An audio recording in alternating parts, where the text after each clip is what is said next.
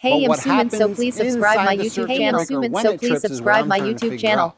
So in this episode, I'm going to replicate two types of faults. The first one is going to be a slow blow or an overload. And the second one is going to be a complete short circuit.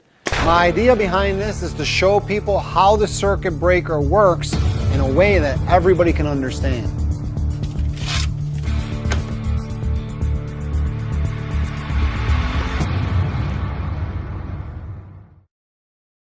Inside the circuit breaker, we find a couple of key components.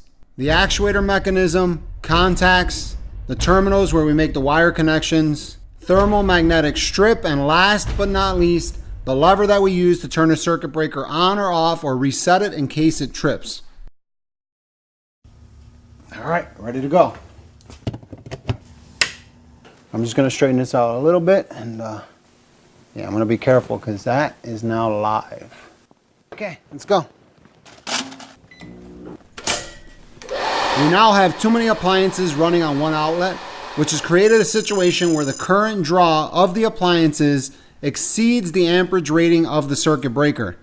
This overcurrent condition heats up the bimetallic element, changing its shape to the point where it releases the lever, trips the circuit breaker, and interrupts our circuit.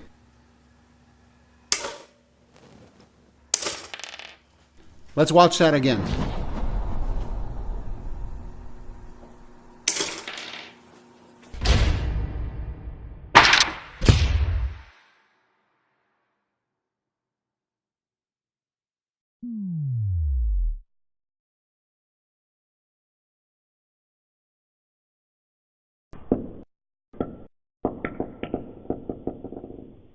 Well, that was really interesting. Our breaker just came apart somehow. Instinctively, I don't feel safe touching all this, but I double checked and that's unplugged. What I'm gonna do now, I'm just gonna try to put this back together. So, looks like this spring is actually what holds these components together. And this spring has to be like a 5-pound spring. Man, it's hurting my finger just to put it in place. Heard that click? That has a lot of tension. All right, this is gonna be our last slow blow before our short circuit. Brenda, hit it. I'm doing it now.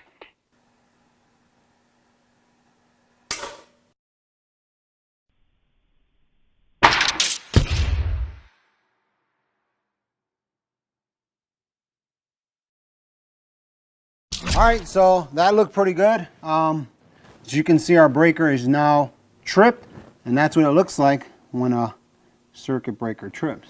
So I'm gonna reset this breaker. Here, let's take a look and see what it looks like when you reset it. To reset a trip breaker, a lot of people get confused with this. You first have to turn it off. You can see what the levers do inside, and then turn it on. And now our circuit is closed and we're ready for our next take. The next thing I'm going to do is I'm going to replicate a short circuit, a complete short circuit. I know it's going to seem crazy, but I'm going to do it really simple. I'm just going to get two wires and touch them together, which is going to be a realistic replication of a short circuit, and see what the breaker does. First thing I'm going to do is get my welding mask and my gloves for safety. Oh yeah, baby. Our dollar store extension cord. We're going to unplug our appliances and plug in our extension cord.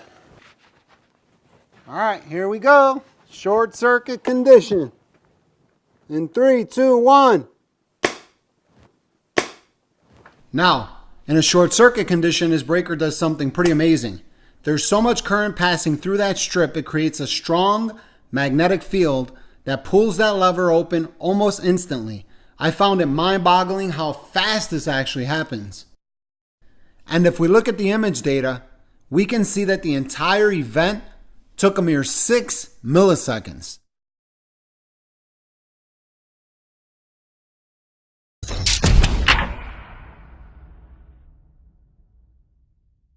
After watching the overload and the short circuit scenarios, the one thing I noticed is that this particular breaker, which is the most common household type, seems to be thermomagnetic. What that means is they've combined two mechanisms in one: a thermal overload for gradual overcurrent situations and a magnetic device in situations that need to be interrupted immediately.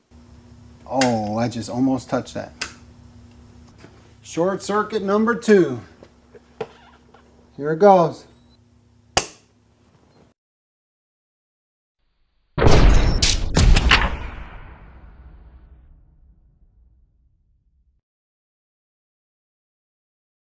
Well, there you go.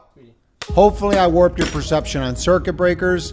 Next time you have a circuit breaker trip, now you know what's happening inside. And that's about it.